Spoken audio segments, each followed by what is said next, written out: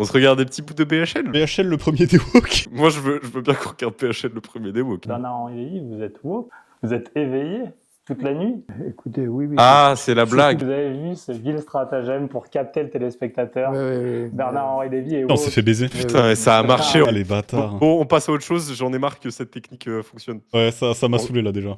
La réponse d'Israël est proportionnée. On regarde ça bah, On regarde tiens. ça. Allez. Ils l'ont mis en Parce que gros. vous dites que vous pleurez les morts du monde entier, vous parlez du Bangladesh. Putain, du mais Darfour, c'est toutes Ponce. ces guerres. C'est Ponce la nuit, mais en raciste. Ah ouais, j'avoue. On vous reproche en ce moment de ne pas pleurer de la même manière les victimes d'une autre guerre, celle qui se passe à Gaza en ce moment entre Israël et le Hamas. Est-ce que vous trouvez ça Il y a une guerre injuste et injustifié? Les gens n'en savent rien, si je les pleure ou si je les pleure pas. Quand ils liront Nuit blanche, ils s'en donnent la peine. Enfin, ces gens-là ne lisent rien. Les gens qui me reprochent ça ne lisent rien. Enfin, s'ils lisaient Nuit blanche, ils verraient que je les pleure. Alors, pour le coup, vraiment, les gauchistes sont les gens qui lisent le plus dans ce pays, donc faut arrêter de mentir. Là, on est d'accord qu'il fait quand même un peu froid, et le mec a quand même la chemise en dessous de l'impair. En plus, c'est bizarre. BHL, il est classe, par contre, j'aime bien la vibe. Bon, bah voilà, T-Girl est une merde. Mais non, mais pardon, il a tout le temps la même chemise blanche, mi-ouverte, là, il me casse les couilles, il a tout le temps la même. Ah, mais c'est parce que c'est un tatouage, ça. Ah oui, c'est ça. C'est pour ça, putain. Il y a des pages sur ce sujet précis, où j'explique que je pleure, littéralement, Avec la chemise sous l'impair. Civils de Gaza. Par contre, le son Après, pue si la je le merde. dis Hein. Jusqu'au bout, ils sauront, Ouais. ça, ils le savent parce que je l'ai souvent dit, que ces morts civils de Gaza, il y a un responsable de leur martyr, c'est le Hamas. C'est le Hamas financé par à cause du 7 octobre et de la prise d'otages monstrueuse qui est au démarrage de tout ça. 2, parce qu'il s'est fait un bouclier de ses propres enfants. Et 3, les parce 50 que- 000. Et vous dites, il n'y a qu'un seul responsable, c'est le Hamas. Mais oui, est-ce que Je suis sûr. Tsahal et Israël, d'une certaine manière, et toute personne sensée admettra que le Hamas se protège derrière des civils.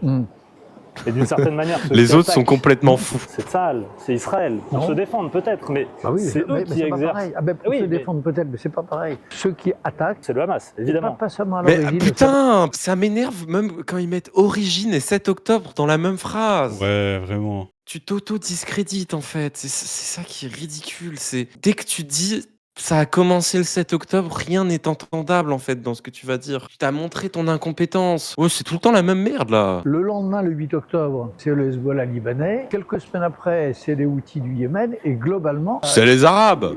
Israël est attaqué sur tous les fronts par une puissance impériale qui aujourd'hui a Oh, du wow. plomb dans l'aile, mais enfin c'était pas joué, qui s'appelle Oh l'Iran. waouh. L'Iran, la puissance impériale face à Israël qui ne fait que se défendre. Mais c'est terrifiant son esprit en fait. L'Iran, c'est genre le berceau de la civilisation.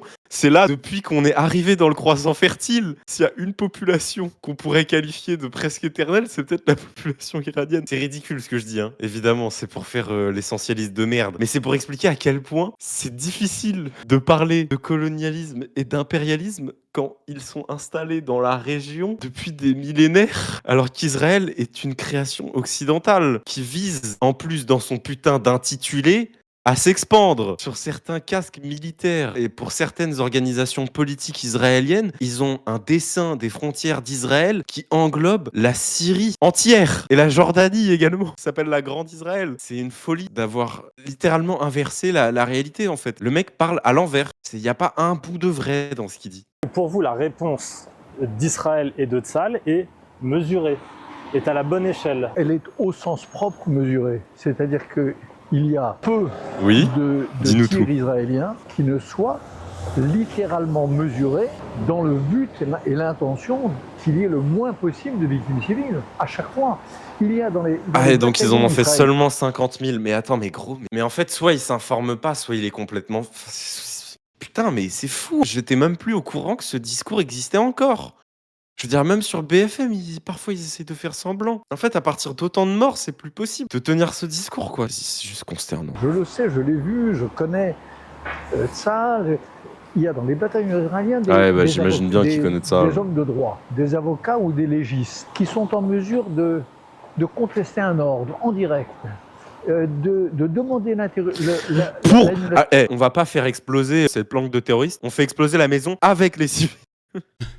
Voilà, c'est ça l'ordre qui est contesté. Oh, il y a des crimes de guerre qui sont filmés par les soldats sur TikTok, qui sont repostés par les comptes officiels de l'armée. Mais dans quel monde il vit pour essayer de faire croire ça à des gens? Faut fermer les yeux pour ne pas être au courant. Au bout d'un moment, c'est volontaire. Le mec esquive la vérité. Mais c'est en effet une zone civile. Parce qu'il voit passer dans le radar de ces armes horribles, qui sont les armes modernes, il voit passer, il voit une présence civile. Bien sûr que c'était là. T'imagines, ça veut dire, vas-y, on suit sa logique. Si on a et qu'il y a vraiment 50 000 morts, ça veut dire que tes juristes, soit ils puent la merde, soit ils essayent vraiment consciemment de tuer les gens. Parce que à 50 000 morts, à des quartiers civils bombardés où on épand du phosphore blanc, qu'interdit par la Convention de Genève. Si ça, c'est validé par l'équipe légale de Tsahal, on peut imaginer que cette équipe légale, elle veut la mort de civils. Donc c'est pire que tout. Si ce n'était que des grands fous de l'armée, comme certains essayent de le faire croire, et c'est même pas le cas, bah à ce moment-là, c'est presque rassurant. Ça veut dire qu'il y a qu'une partie des dignitaires israéliens qui en sont là. Mais là, t'impliques l'ensemble du département de la justice aussi, BHL. Moi, je veux bien croire qu'ils soient impliqués, hein. Mais donc ça veut dire que c'est pire. On parlait d'extrémistes pro-Hamas, par des humanistes qui se disent mais non, je ne peux pas accepter qu'il y ait autant de morts. Et ces morts, ils sont le fait du Hamas, évidemment, puisque on le sait, ils se protègent sous des hôpitaux. C'est la raison pour laquelle je demande, avec d'autres, depuis 1 an, que cette guerre s'arrête. Parce qu'on envahisse la bande de Gaza. Guerre s'arrête. Il faut que une pression soit exercée, pas sur Israël, mais sur le Hamas et sur le Hezbollah. Allez, la pression, elle est bien exercée. Occidentale, qui est en position de force, peut aussi prendre une décision d'éviter ce nombre de morts. Mais ça consistera en quoi? Alors, imaginons qu'Israël prenne cette décision-là. Alors moi, j'ai une technique assez simple. Ouais. Les États-Unis arrêtent de leur fournir des dizaines de milliards d'armes, des centaines de milliards peut-être. Ouais. Ça consisterait en ça. C'est assez simple en fait. Ils y ont pas encore pensé. Je pense que le mec est en mode il y a des pro-Hamas à gauche, etc. Mais aujourd'hui, si t'es purement factuel, tu ne peux que constater qu'il y a un génocide en fait. C'est tout. Aujourd'hui, ce n'est plus possible. Les discours d'éditorialistes qui se foutaient de la gueule du monde dans les 2-3 mois qui suivaient les premiers massacres, le début du génocide, ils pouvaient faire semblant. Mais là, BHL, il persiste et il signe. Il ne reconnaîtra pas le génocide et il est hors du réel. Donc le journaliste n'est pas basé, là il est juste en train de le dire. Donc vous imaginez pas qu'on pourrait éviter peut-être des dizaines de milliers de morts, et des milliers de crimes de guerre. Et BHL dit non, je vois pas de quoi vous parlez. Bon bah, tu vois, avec ça, c'est pas possible quoi. Il décrète un cessez-le-feu unilatéral. Oui. Après, étape d'après, il négocie avec le Hamas. Parce que c'est le Hamas qui est au pouvoir aujourd'hui à Gaza. Bien sûr. Il négocie avec le Hamas. Étape suivante. Le Hamas est victorieux. Il crie victoire sur l'ensemble de la scène palestinienne, moyen-orientale et mondiale. Il devient une référence, un modèle, un héros. Alors je vous suis et je suis d'accord. Mais non, mais dans quel monde? Pourquoi il deviendrait un héros? Parce qu'au bout de 50 000 morts, voire bien plus, on s'est dit peut-être cesser le feu, et pas grâce au Hamas, mais du fait, on a constaté qu'il y avait un génocide et les organisations internationales ont décidé de se bouger le cul. Parce que c'est ça le scénario qui est proposé. Hein. Et ça, pour Bernard-Henri Lévy, c'est une victoire du Hamas. Mais je vois même pas où il va. Là, le cessez-le-feu qui est proposé en ce moment, si on veut parler de ce qui est en train de se négocier, Gaza est encore plus enclavé. Gaza dépend encore plus d'Israël. Donc non seulement il y a eu un génocide en son sein, mais en plus, Israël a encore plus le contrôle sur la zone. C'est une défaite totale, même s'il y a un cessez-le-feu. Ce qui veut BHL, quand on poursuit son discours, s'il estime qu'un cessez-le-feu unilatéral, c'est une victoire du Hamas, pour que le Hamas perde, c'est qu'il faut que la bande de Gaza disparaisse et qu'elle soit entièrement rasée par les bombes, ou du moins l'entièreté de sa population. Pour Bernard-Henri Lévy, ça, c'est la défaite du Hamas. Voilà, c'est la victoire de l'humanité, comme il voudrait l'appeler, j'en sais rien. Son raisonnement, c'est il faut poursuivre le génocide. Voilà,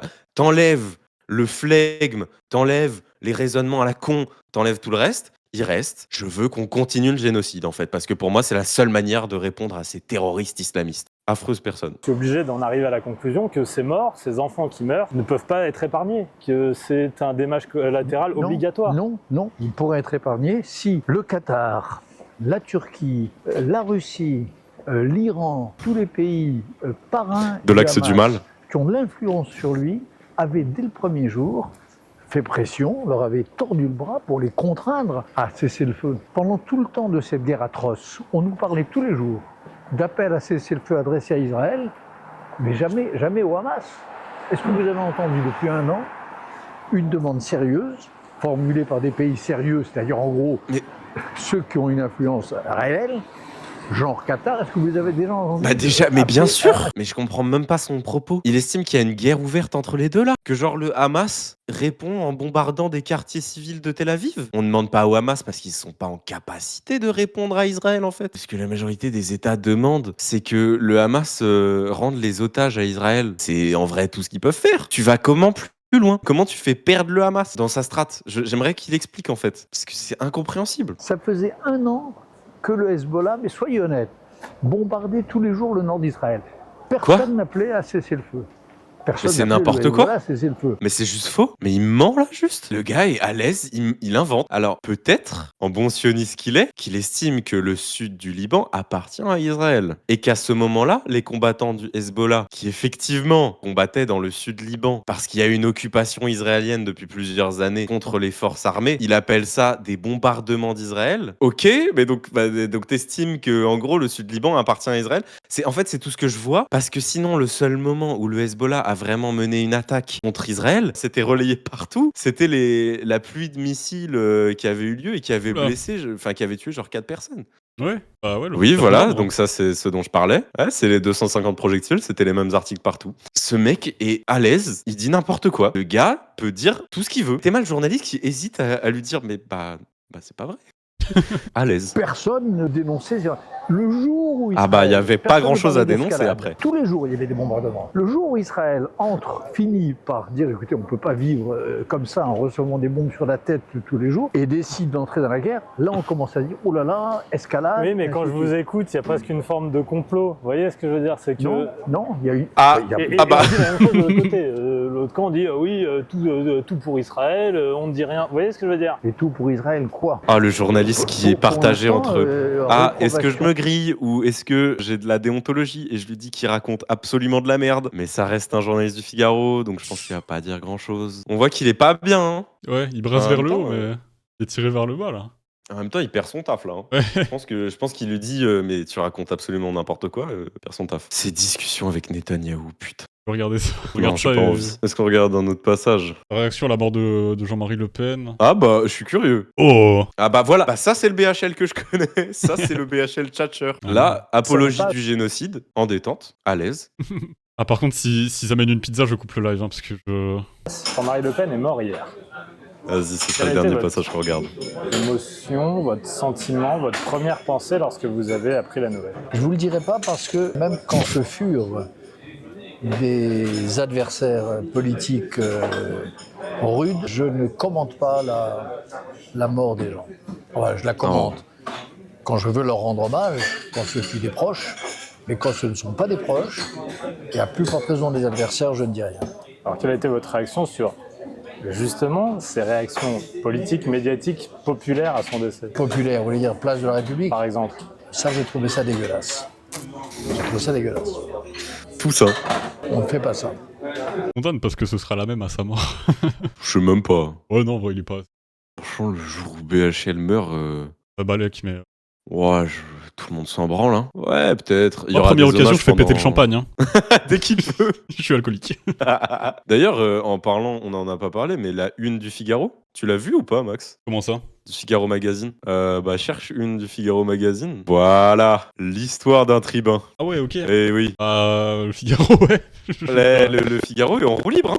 Ce qui est le plus important à souligner dans la carrière de Jean-Marie Le Pen, c'est que c'était un tribun, un homme du peuple, venu du bas pour simplement exprimer ce que voulaient vraiment les Français, c'est-à-dire la hiérarchie des races et de l'antisémitisme. Putain, la droite gaulliste, hein. Voilà ce qu'elle est devenue. Dans le livre, vous expliquez qu'il y a 5 lettres qui vous posent encore un problème. On va aller aux 3 dernières plus tard, mais d'abord il y a RN. Est-ce que vous trouvez encore que le Rassemblement National Je pensais qu'il allait est dans dire la des lettres suite en mode idéologique de Jean-Marie Le Pen ou non? discours épistolaire, un truc. Comment? Parce que moi, j'entends beaucoup de gens dire ça, mais sur quoi on peut s'accrocher? Je colle les 3 autres lettres, c'est LFI. La politique, c'est pas une question d'image et de lissage. Là, ou Ah. alors on n'est pas des communicants, ni vous comme moi. On est des citoyens Oh, éclairés. BHL. Essayons de parler de l'essentiel.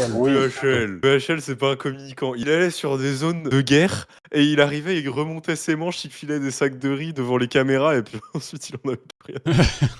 C'est le plus gros communicant de tous les temps, mais vas-y. bourgeoisie, ouais. Mais je suis d'accord, c'est pas une affaire de lisser son image, la politique. Ça n'a rien changé. Moi, je pense qu'une France réduite à ses frontières, tournant le dos à l'Europe sans le dire ou en le disant. Voilà, est moi une je veux France du libéralisme. malheur, Je veux du une France libéralisme. rabougrie. Je veux du libéralisme. Par exemple. S'ils veulent dégager les musulmans, très bien, très bien. Franchement, si la bourgeoisie leur dit... De toute façon, ils ont déjà fait un comeback sur l'Europe. Hein. Ils sont déjà en train de dire non, mais tranquille, on restera dedans. Et de toute façon, c'est le parti qui est le plus puissant au Parlement européen. Ils sont pas du tout europhobes comme en 2012, quoi. Donc il a juste cherché un homme de paille parce qu'il pourrait pas se permettre de dire le fascisme, vu que ça c'est un argument de woke, ou encore l'islamophobie, parce que ça n'existe pas. En fait, il est bien emmerdé, puisque ces valeurs, elles ont complètement filé à l'extrême droite. Mais c'est pas un homme d'extrême droite, BHL. Donc voilà, rien à voir. C'est l'Europe, lui, qui le préoccupe. J'ai très très hâte que l'autre dise LFI, et là, il va y avoir une déferlante. Je le sens venir. Je sens qu'il va pas chercher ses mots. La morale, le RN, ce sont des fascistes, sans parler du fond, des idées. Là, vous parlez des idées. Ah, parce que... Attends. Il a dit, ce sont des fascistes, c'est de la morale. Alors non, alors vraiment pas. Alors le fascisme, c'est documenté, quoi. L'histoire, la science politique, géopolitique, il y a de la recherche derrière. C'est-à-dire qu'il y a des gens qui ont fait leur vie sur analyser le fascisme et ses mécanismes. Hein. C'est pas des philosophes de la morale. Hein. La morale, c'est dire le RN est fasciste. C'est quoi la morale?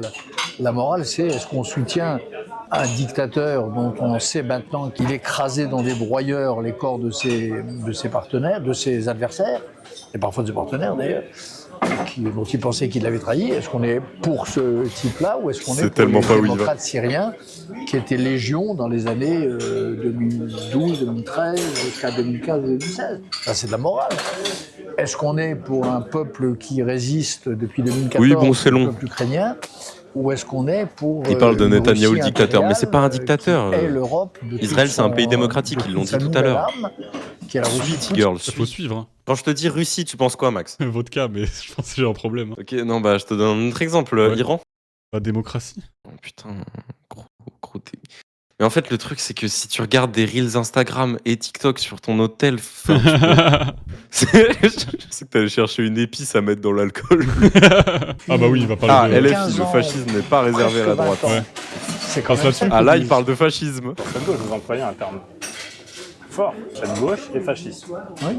Pourquoi? En quoi? Déjà parce qu'elle est antisémite, pas de la gauche.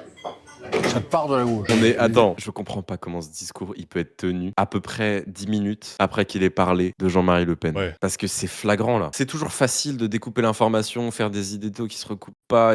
Mais qu'on soit bien d'accord, les gens qui se réjouissent de la mort d'un négationniste, ou même qui disent c'était un adversaire politique, je me réjouirais pas de sa mort, mais je combattrai toujours ses idées, c'était des responsables de gauche et même beaucoup de LFI. C'était les plus positionnés, quoi. Donc les gens qui ont le plus incarné, là, dernièrement, le combat contre la mémoire d'un antisémite, c'est quand même les gens de gauche. Et il arrive à sortir pas longtemps après les vrais antisémites, et l'antisémitisme, il part de la gauche. Alors que Pascal Praud, donc le célèbre défenseur d'Israël et du droit des Juifs contre les oppresseurs antisémites musulmans, a fait un putain d'hommage vibrant à un négationniste affirmé. Peut-être que ça commence à être visible, qu'il y a des petites contradictions. Mais BHL ne les voit pas. Il est trop occupé à philosopher. Un grand nombre des dirigeants du LFI se conduisent aujourd'hui comme des fascistes. C'est pas réservé à la droite. Hein. Vous avez une droite fasciste. Un historien qui s'appelait Zeb Sternel, qui s'appelait la droite révolutionnaire, où il montrait que la droite pouvait être révolutionnaire, que la gauche pouvait être fasciste. Je suis sûr que c'est pas sûr. LFI renoue avec sa tradition fascisante d'une certaine gauche de l'époque de l'affaire Dreyfus. Antisémite, éventuellement raciste, refermé derrière ses frontières peureusement et fermé à l'international. Comment ça, fermé à l'international? C'est ceux qui parlent le plus des conflits qu'il y a à l'international. C'est de ceux qui ont le plus parlé de Mayotte, de la Kanaki. C'est ceux qui continuent à en parler, pour rappel, alors que le temps médiatique est passé, mais qu'il se passe encore des choses. C'est pas l'international, hein, mais ça reste la France. Mais pour rappel, pour beaucoup, ça en est. Notamment notre cher Premier ministre a dit qu'il fallait pas quitter le territoire national. Pour les gens qui parlent des conflits éloignés de la métropole, c'est quand même LFI. Alors que putain, le RN, mais il s'est positionné sur sur quoi à l'international récemment? Je veux dire, c'est quand même la gauche. Imaginez quand même que BHL voit la même réalité que nous et il en tire ses conclusions. Ça me fascine de fouler la même terre. En fait, je pense que ce mec ne voit pas le réel. Je pense honnêtement qu'il voit pas les mêmes choses. Ce serait pas possible, peut-être que je suis naïf, hein, pour moi, ce serait pas possible, en voyant les mêmes informations, en voyant Sahel utiliser des boucliers humains sur leur tank, en les voyant faire des crimes de guerre, faire sauter des maisons de civils, répandre du phosphore blanc, rentrer dans des hôpitaux déguisés en médecins pour tirer sur les infirmes. Enfin, quand tu vois ça, tu ne peux pas te permettre de dire non, mais vous inquiétez pas, il y a des juristes qui vérifient ce que fait Sahel. Je pense sincèrement que ce mec s'éloigne au possible du réel pour conserver une ligne idéaliste, donc c'est-à-dire plaquer au monde ses impressions, ce qu'il veut et ce qu'il arrangerait, afin de ne pas être dérangé par sa conscience morale, qu'il a peut-être déjà mis au placard, pour poursuivre voilà, ses intérêts économiques, ses intérêts de classe finalement. Ça lui passe au-dessus volontairement. Oui, voilà. On finit le passage. C'est que j'ai toujours été internationaliste. Ça, j'ai toujours pensé que ce que je crois bon pour mon pays peut être aussi bon pour les pays voisins. Tellement posé ou qu'il lointains. n'utilise pas de couteau. J'ai toujours pensé que ce que je C'est pas ça l'internationalisme. Hein. C'est pas exporter le modèle occidental à l'international. Il a dit je pense que ce qui est bon pour mon pays est bon pour un autre. Ça s'appelle le colonialisme, BHL. Oui, mais l'internationalisme, pour lui, c'est le colonialisme. L'internationalisme, pour moi, hein, définition propre, peut-être que je me trompe, c'est plus le mélange des cultures, des civilisations. Le fait de ne pas faire de hiérarchie, de ne pas remplacer un modèle par un autre sur base de convictions individuelles. Ça me semble être, en fait, exactement l'opposé de l'internationalisme, ce qui décrit même le nationalisme, en fait, finalement. On veut une définition de l'internationalisme par Max. J'aimerais que tu me fasses une définition de ta grand-mère, voilà. T'es tellement concentré sur ce que tu vas manger après. Oui, je suis super faim. On finit dans pas longtemps, promis. Oui. Vas-y, j'ai faim aussi, en vrai. La gauche aujourd'hui, cette gauche-là, cette gauche, elle n'est même pas extrême. Cette gauche L'omelette a pas l'air elle s'en fout des enfants des femmes iraniennes. Et des femmes iraniennes, tout.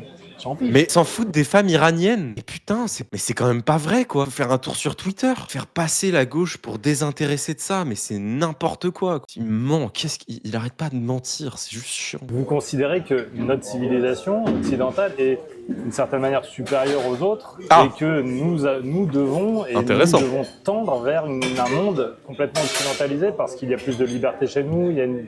Les valeurs judéo-chrétiennes, que je sache, elles sont nées quelque part autour de la Judée. Il a réalisé... Attends. Non, mais c'est fou ce qu'on est en train de voir, c'est la déchéance d'un homme. Il a réalisé, avec le mec du Figaro, qui je pense est plutôt d'accord sur le fait que la civilisation occidentale est supérieure, il a réalisé que ce qu'il décrivait, c'était le colonialisme.